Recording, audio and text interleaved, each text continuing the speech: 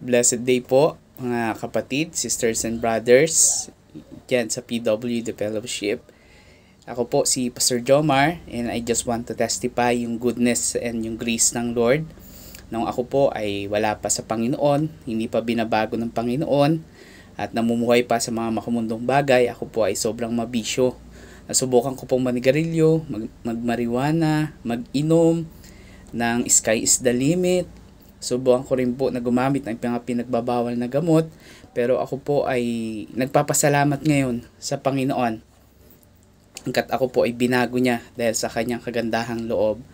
At patuloy po na naglilingkod sa kanya sa pastor ng isang church here in Cavite. I just want to thank po yung goodness ng Lord sa akin. And lahat po ng glory ay sa kanya lang.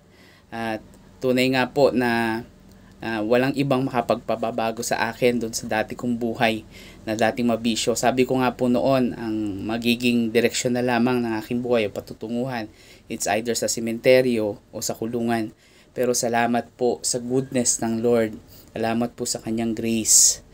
Binago niya po ako. Binigyan niya po ako ng bagong pagkatao. Binigyan niya po ako ng puso na nais maglingkod sa kanya at maging instrumento rin para magpatotoo sa iba na ang Diyos ay makapangyarihan at kaya niyang baguhin kahit yung pinakamakasalanan. Kaya po sa Diyos lang yung kapurihan at patuloy ko pong binabati ng Blessed Thanksgiving ang ating mga kapatid, our sisters and brothers dyan sa PWD Fellowship. Stay sa channel of blessing po. Stay sa channel of encouragement dun sa mga tao na alam natin na nakararanas po ng kalungkutan and discouragement in their life. Thank you very much.